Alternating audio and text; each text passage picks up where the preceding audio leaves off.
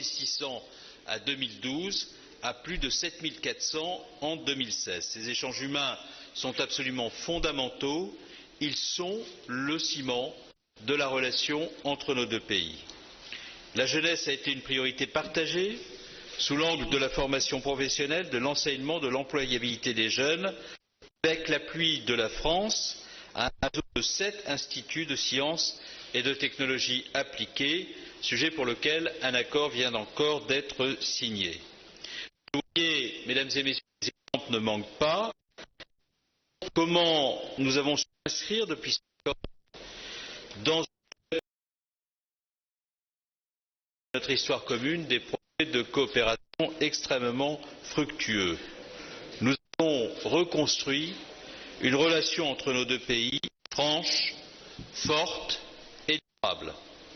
Par-delà ce bilan très riche, nous avons aussi évoqué aujourd'hui avec le Premier ministre Sellal les grands projets qui sont sur le point d'aboutir. Ils vont permettre à la France, qui est ici le premier investisseur hors hydrocarbures, de montrer toute la confiance qu'elle a dans l'avenir de l'Algérie et d'accompagner mieux encore votre pays dans son effort de diversification économique. À ce titre, une série d'accords institutionnels et privés ont été signés aujourd'hui, dont je me félicite avec le Premier ministre Abdelmalek Sellal. Nous avons aussi fait le point des grandes crises régionales qui nous préoccupent en Libye. Au Mali notamment, nous avons échangé sur les moyens nécessaires pour renforcer notre coopération de sécurité et nos échanges opérationnels afin de lutter contre le terrorisme et ses réseaux. Dans ce domaine, nous sommes confrontés aux mêmes défis, aux mêmes menaces. La France a besoin de l'Algérie, l'Algérie a besoin de la France.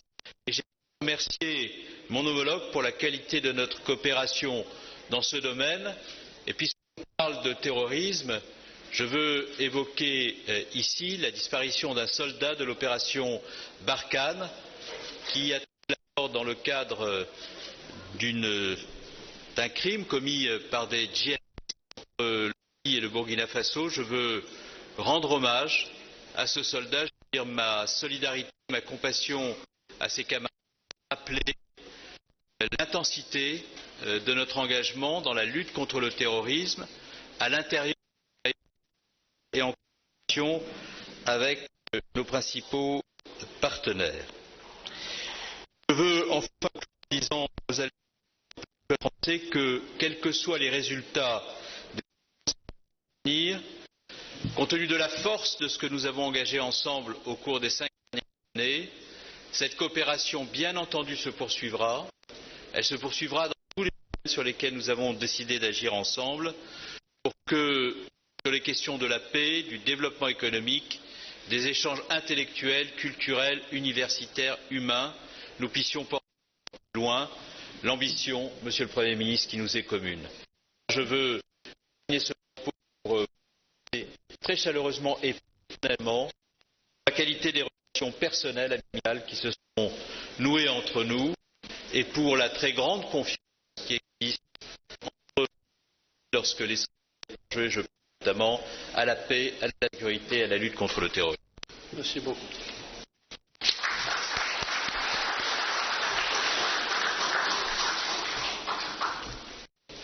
تفضلوا.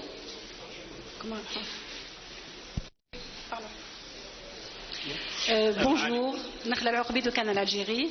Monsieur le Premier ministre, je souhaiterais vous poser la question suivante. Comment évaluez-vous la coopération algéro-française au bout de 5 années sur le plan économique et pensez-vous répondre aux attentes des deux parties? Je vous remercie. أخواتي إخواني في الجزائر خلال هذا اللقاء الصحفي بعد اللقاء الهام ما بين السيد فازن ونشر أعضاء في الحكومة اليوم كما جاء في تصريح الوزير الأول إن العلاقات الثنائية عرفت خلال السنوات الأخيرة ومنذ أو زيارة الرئيس هولاند الجزائر في 2012 والزيارة الثانية العلاقات عرفت انطلاقة قوية، أشياء كثيرة أنجزت، أكثر من 100 زيارة متبادلة من طرف أعضاء الحكومة، عدد كبير من شركات فرنسية، أكثر من 500 شركة فرنسية متواجدة في الجزائر، عدد كبير من إطارات وعمال فرنسيين يعملون إنجازات كبيرة في الجانب الاقتصادي. باش نزيد هي ومن جانب الاقتصادي كذلك أن نقوي وندعم العلاقات في ميدان المحروقات والبتروكيماويات. والشيء الإيجابي خلال طوال السنوات الماضية حتى يوم أمس، كل المشاكل اللي كانت تعرقل العلاقات الاقتصادية ما يسمى بالكونتونسيو معظمها انتهينا منها. يوم أمس عدد كبير من المشاكل الثنائية ما بين شركة سوناتراك أو أنجي أو توتال انتهينا منها، ففي انطلاقة جديدة. ونعتبر أن في إطار السياسة الوطنية لتحسين الاقتصاد الوطني فقررنا أن نحول الغاز مثلا بتروكيماويات لإنجاز وفي الطريق بتروكيماويات وبالنسبة للطاقة المتجددة.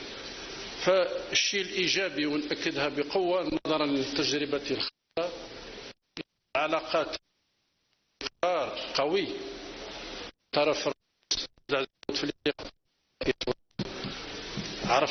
عرفت خلال السنوات علاقة قوية وجديدة حسنت في العلاقات الثنائية روح مبادرة.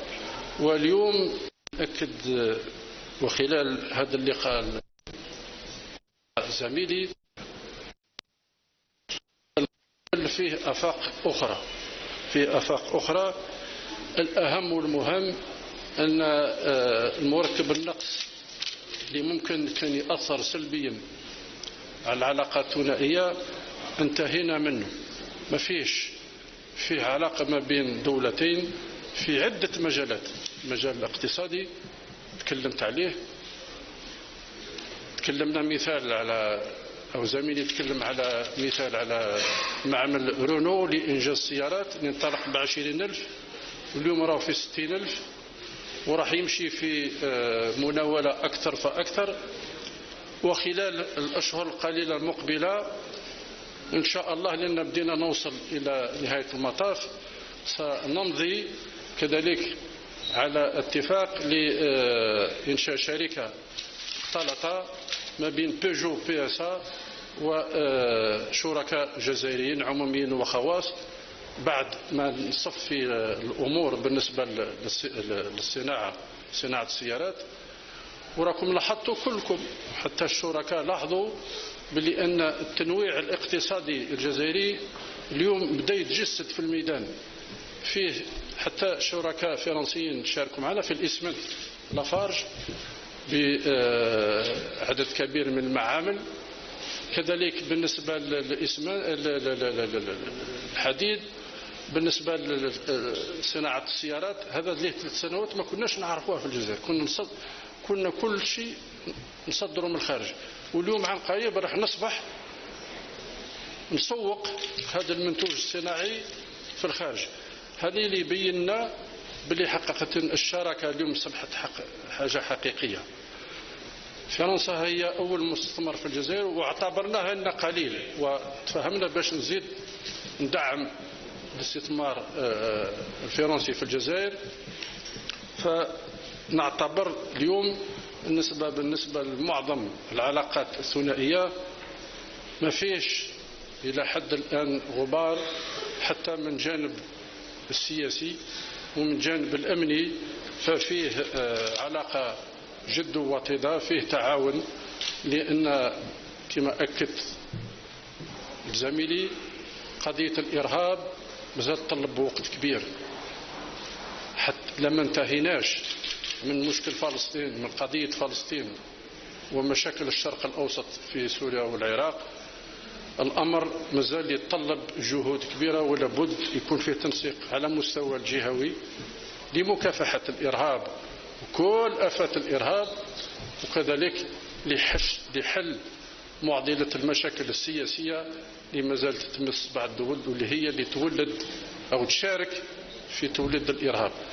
هذه بصفة عامة خلاصة واجزة، ولكن الشيء المؤكد اليوم أن نحن من جانبنا لقينا صدى، لقينا روح تعاون من الجانب الفرنسي، وأكدنا أن كل مشاكل إذا فيه مشاكل سنلقى لها إن شاء الله الحل تاعها في إطار الحوار ما بين البلدين.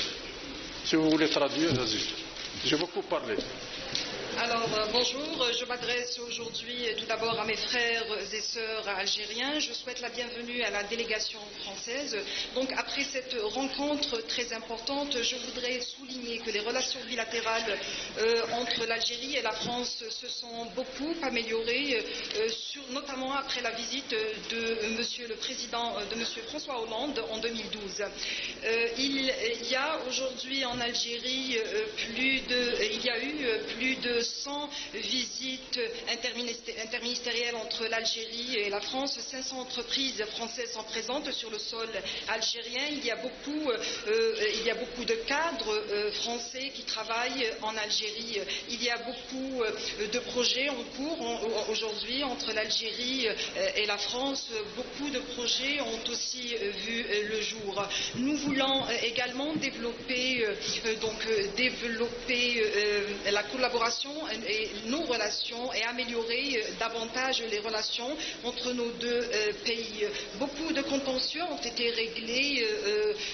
Je vous parlerai par exemple du contentieux entre MJ et Total qui a été réglé. Donc aujourd'hui il n'y a plus de contentieux. Pour diversifier notre économie, je voudrais vous dire que nous voulons vraiment développer le secteur de la pétrochimie en Algérie. Et grâce à M.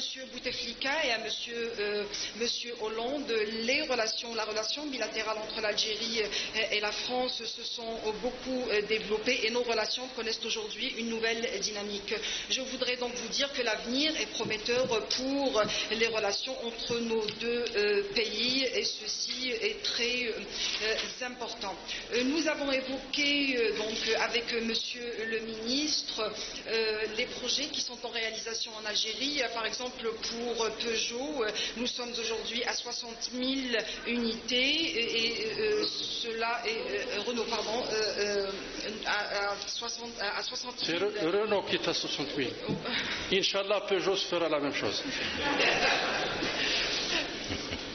Voilà, et il y a eu donc un partenariat qui a été créé entre PSA et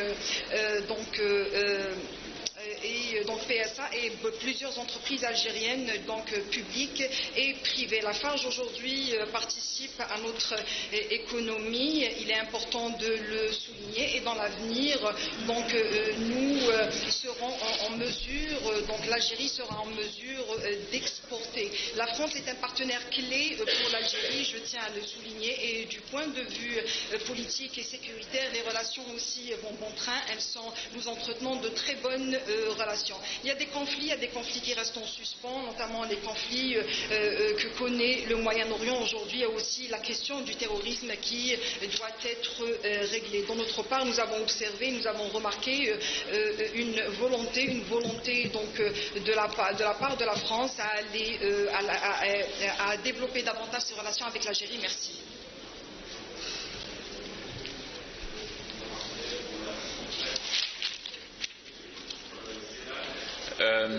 Vous avez évoqué lors de la réunion avec M. Cazeneuve la tendance baissière des investissements français en Algérie depuis 3 ans.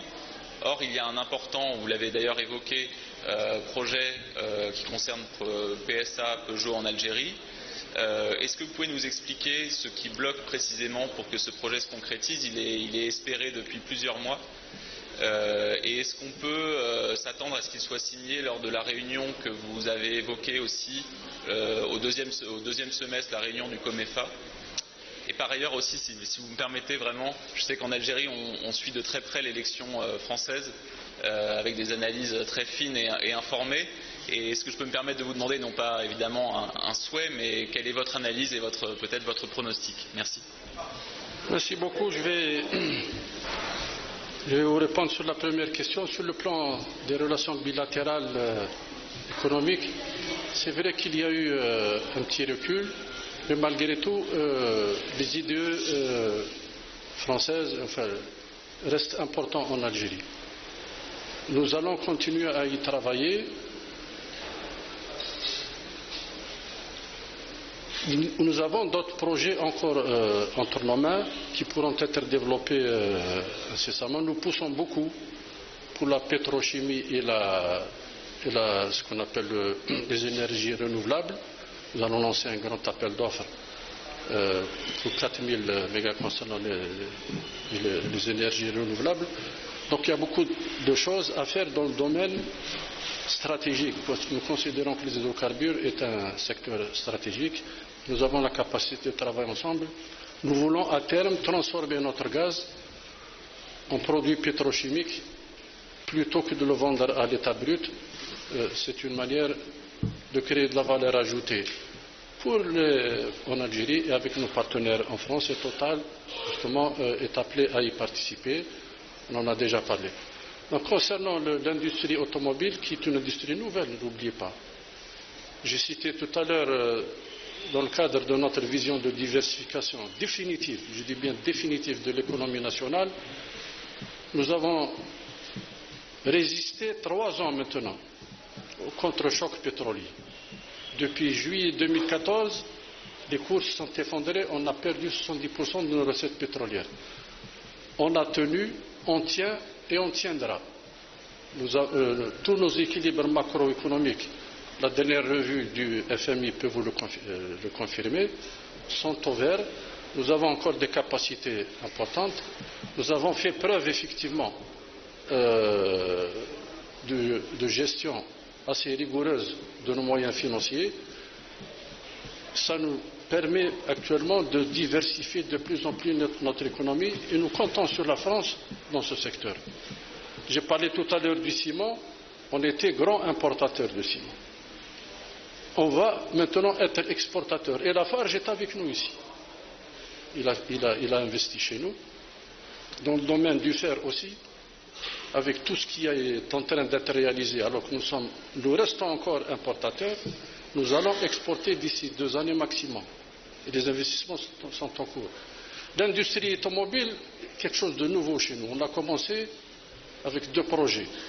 Le projet Renault et le projet Mercedes à Tiaret, qui est un projet tripartite, Émirati, Algérie et Mercedes. Ces 2 projets qui viennent de démarrer. Bien sûr, il faut apprendre l'industrie de l'automobile. Nous n'avions pas cette expérience. Nous avions l'expérience de Berlier avant, qui est devenu SLVI, mais les véhicules de tourisme, il fallait acquérir l'expérience. Nous avons démarré avec ces 2 projets. Nous insistons pour que l'intégration se fasse comme prévu à 40% au bout de la 3e année. Renault est en train de monter, il a démarré à 20 000 et maintenant il est à 60 000. Nous sommes en train maintenant d'analyser la situation de l'industrie automobile. Parce qu'il ne suffit pas de ramener des véhicules en pièces détachées et de les remonter ici et inonder le marché, et puis quoi faire?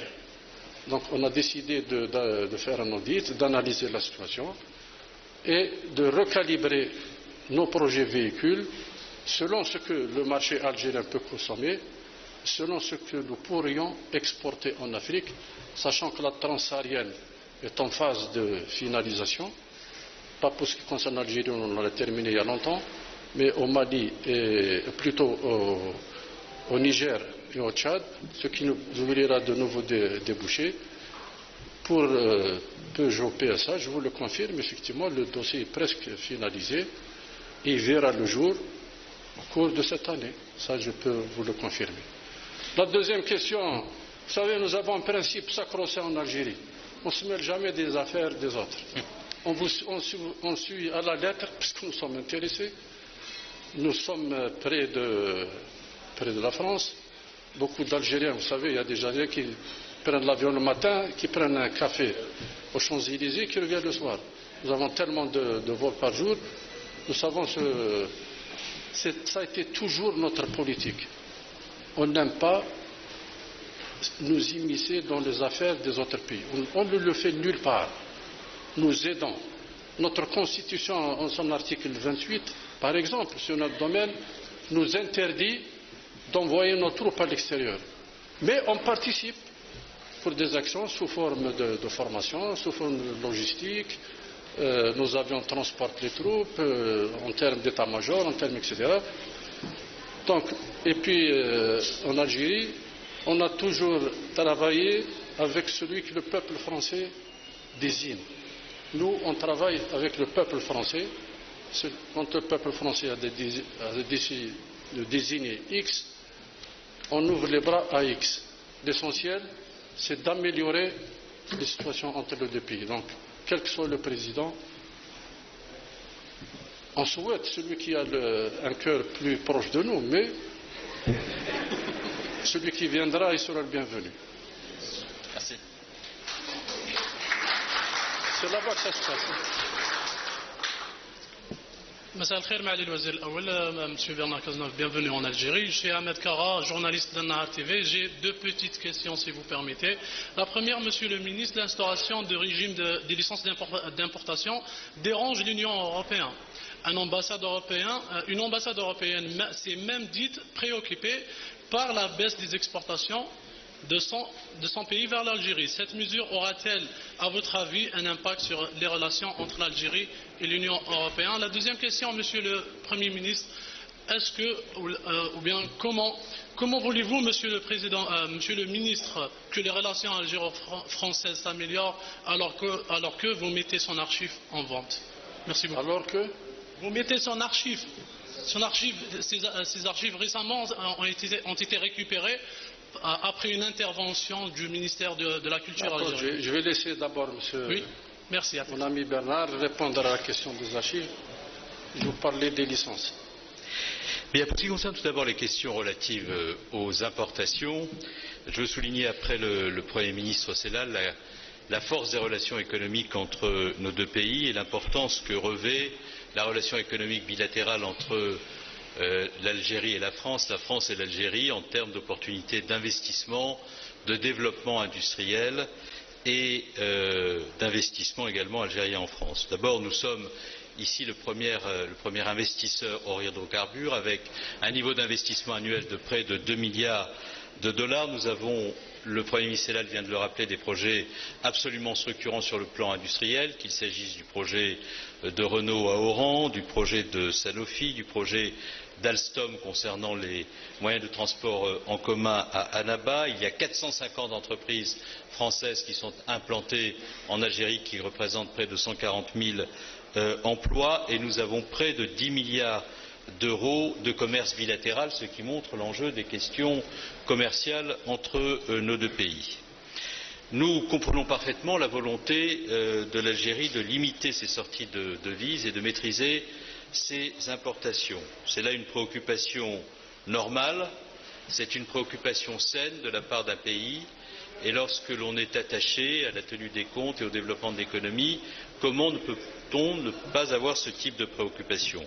Bien entendu, nous sommes aussi soucieux, nous en avons parlé de façon très franche, comme toujours, sur tous les sujets, que les opérateurs économiques puissent, en contrepartie de la part des autorités algériennes, disposer des éléments de prévisibilité et de transparence par rapport aux règles qui sont susceptibles d'être définies souverainement et normalement par nos amis algériens, dans le respect, bien entendu, de l'accord d'association avec l'Union européenne. Et nous sommes donc sur ce sujet-là dans une relation de confiance, dans une relation équilibrée, dans une relation de franchise qui n'obère en rien D'abord la qualité de la relation bilatérale et ensuite la possibilité sur les questions économiques de continuer à avancer ensemble de façon extrêmement positive. Sur la question des archives, je veux dire que sur ce sujet, comme sur tous les autres qui sont sensibles, nous avons une volonté commune, le Premier ministre Sellal et moi-même, c'est d'avoir des démarches qui rapprochent, des propos qui apaisent et de la sensibilité dans la manière dont ces questions sont abordées entre nous. Quand je dis de la sensibilité, j'entends par là du respect. Il y a désormais une excellente collaboration entre nos deux pays sur la question des archives. La France, vous le savez, a restitué l'intégralité des archives précoloniales ou ottomanes qu'elle détenait dans les fonds publics et s'est engagée aussi à restituer toute archive de ce type qu'elle pourrait retrouver à l'avenir. Je veux dire solennellement ici que cet engagement est un engagement qui sera absolument tenu. S'agissant maintenant des archives de la période coloniale, l'essentiel des documents établis par l'administration, ce que l'on appelle les archives dites de gestion, est resté en Algérie après 1962 et les archives dites de souveraineté que la France a conservées sont désormais accessibles pour la quasi-totalité d'entre elles puisque le délai de 50 ans durant lequel elles ne pouvaient être consultées a expiré. C'est un processus qui a été engagé, c'est un processus qui est bien engagé, c'est un processus au terme duquel nous devons aller ensemble, c'est un processus dont nous parlons en grande franchise et en toute transparence et avec un souci qui est celui qui préside à nos relations, le respect et l'apaisement. Je vous remercie. Je vais répondre rapidement à la question des licences.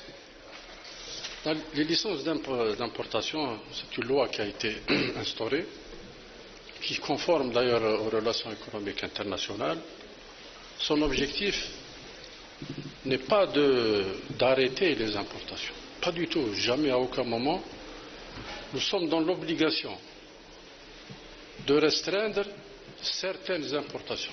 On n'interdira aucune importation en Algérie. On est obligé de revoir parce que nos importations, du fait que la balance des paiements commençait à connaître des problèmes. J'ai dit tout à l'heure que nous résistions au contre-choc pétrolier au bout de 3 ans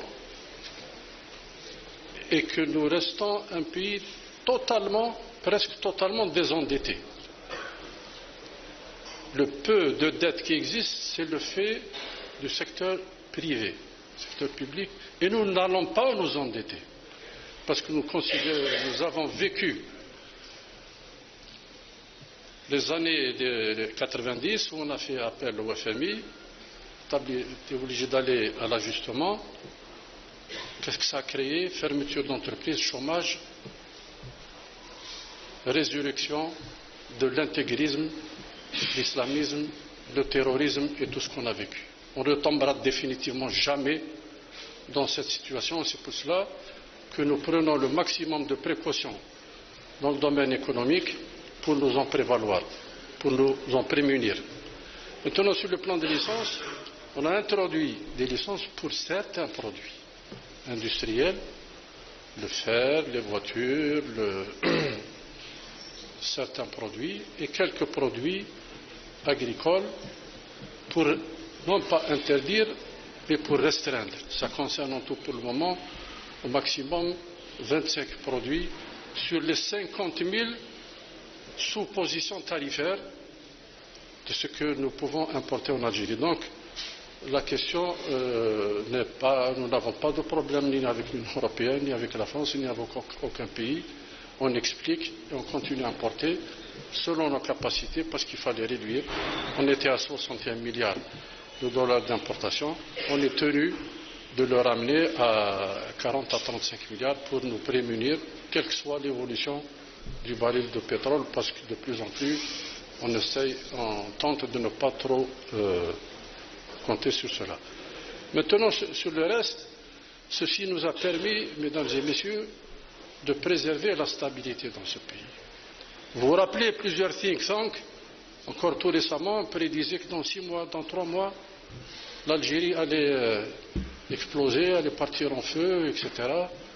Je crois que le ciel est bleu et il n'y a pas de nuages, nous avançons correctement.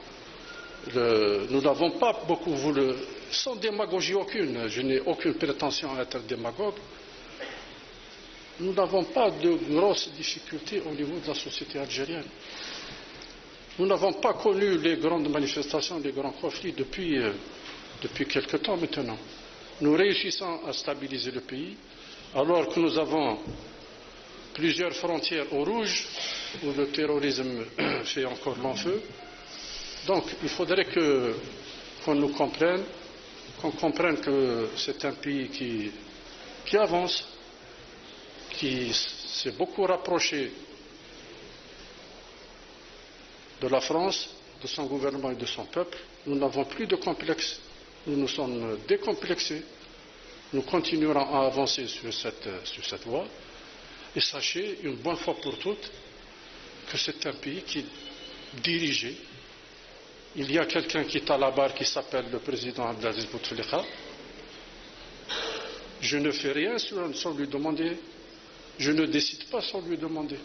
Il faut que tout le monde le comprenne. C'est un pays qui a maintenant ses institutions. Nous avons un Parlement qui fonctionne. Nous allons, le 4 mai prochain, renouveler l'Assemblée nationale. Nous avons une institution militaire qui est debout, qui garante la sécurité du pays et qui combattra le terrorisme jusqu'à éradication définitive. Pas de discussion là-dessus. Donc, je ne comprends pas des fois pourquoi je peux l'écouter, mais nous prédire toujours des jours sombres, alors que nous avons la capacité de nous en sortir. Nous allons nous en sortir, c'est dans l'intérêt bien compris de toute la région. C'est là notre objectif, et avec l'ensemble des Algériens et des Algériennes, et en compagnie de nos amis français, nous réussirons, soyez-en certains. J'en veux encore pour preuve, et j'aime citer cela, quand il y a eu dégradation du cours du baril de pétrole, tout le monde avait pensé que nous allions partir en vadrouille, que nous étions un pays qui distribue uniquement la rente. Ce n'est pas de la rente. Nous considérons que l'argent du pétrole doit servir à l'ensemble des Algériens. En fait, beaucoup connaissent l'histoire. Quand la guerre de libération a été enclenchée, le maître mot à l'époque, c'était une république algérienne démocratique et sociale. Elle est sociale. Nous continuons à distribuer la rente au profit de tout le monde. Nous essayons de maintenir ce rythme selon nos capacités. En tout cas, voilà comment nous voyons les choses. Je crois qu'on a trop parlé, Monsieur le Premier ministre, non? Je crois qu'il y a une dernière question, Monsieur le Premier ministre. Bonjour, je suis Sébastien Nemeth, journaliste à RFI, Radio France Internationale. Ma question s'adresse au Premier ministre Cazeneuve. Vous l'avez dit tout à l'heure, Monsieur le Premier ministre, un soldat français a été tué au Mali, tout près du Burkina Faso. S'ajoute à cela, il y a quelques semaines à peine, la création d'une alliance de groupes djihadistes armés. Est-ce que vous pensez que la stratégie militaire actuelle fonctionne? Et s'agissant du Burkina Faso, on sait que cette zone est de plus en plus déstabilisée avec des incursions de groupes armés. Ne craignez-vous pas également une déstabilisation du Burkina? Merci. Sur ces sujets, je veux rappeler d'abord la détermination qui a été celle de la France sous l'autorité du président François Hollande au cours des dernières années. Partout où le terrorisme menaçait et partout où les groupes islamistes sévissaient, remettant en cause des libertés fondamentales, semant la terreur, et à chaque fois que nous avons pu, face à ces événements, intervenir, nous l'avons fait. Et nous l'avons fait non pas seuls, nous l'avons fait en très étroite liaison avec les Nations Unies, et nous l'avons fait en très étroite liaison avec les partenaires régionaux pour faire reculer ces groupes et éviter que l'emprise du terrorisme ne s'étende. C'était nécessaire, à nos yeux, pour des raisons qui tiennent au fait que le terrorisme, le président de la République, moi-même avons eu souvent l'occasion de le dire, doit se combattre à l'extérieur de nos frontières, là où sont des groupes qui peuvent projeter sur le territoire de l'Union européenne des commandos, mais aussi à l'intérieur de nos frontières, c'est-à-dire là où ces groupes ont frappé et peuvent frapper encore dans un contexte où le niveau de menace terroriste en France et en Europe, mais notamment en France, demeure extrêmement élevé. Là où nous agissons en très étroite liaison avec nos partenaires. Ce que nous faisons au Sahel, ce que nous faisons au Mali, nous le faisons en très étroite liaison, je le redis, avec les Nations Unies, nous le faisons en très étroite liaison avec l'Algérie, nous avons évoqué la question malienne, nous avons évoqué la question libyenne, nous avons évoqué la situation au Sahel. Et on ne peut pas considérer que le fait qu'il y ait encore des terroristes, là où ils ont beaucoup reculé, et Boko Haram a beaucoup reculé, notamment, et ce n'est pas le seul groupe terroriste, on ne peut pas considérer qu'à chaque fois que des groupes terroristes agissent, c'est le résultat d'un échec de la stratégie de tous ceux qui sont engagés dans la lutte antiterroriste. Pourquoi? Parce que la lutte contre le terrorisme, et nous avons toujours eu l'honnêteté de le dire, sera longue. Elle impliquera le renforcement de la coopération entre nos services de renseignement et de police. Elle impliquera la multiplication des actions diplomatiques et nous agissons ensemble pour la stabilisation des pays où les terroristes peuvent trouver refuge et chercher à organiser des opérations. Donc moi je veux aujourd'hui rendre un hommage puissant, vibrant aux militaires qui sont engagés dans ces opérations à l'extérieur, qui conduisent ces opérations avec un courage et une détermination qui forcent l'admiration de tous ceux qui sont attachés à nos libertés, qui souhaitent que nous parvenions à gagner cette guerre que nous gagnerons contre le terrorisme, et me réjouir aussi ici à Alger de l'intensité de nos relations diplomatiques avec l'Algérie et nos partenaires pour que, à côté des actions militaires que nous conduisons, là où nous sommes engagés, les actions diplomatiques permettent aussi de dégager, parce que c'est là l'essentiel, des solutions politiques qui permettent de stabiliser les zones où il y a des difficultés et des risques de tension, de telle sorte à ce que nous puissions gagner durablement cette bataille contre le terrorisme. Mesdames et Messieurs des médias, merci beaucoup.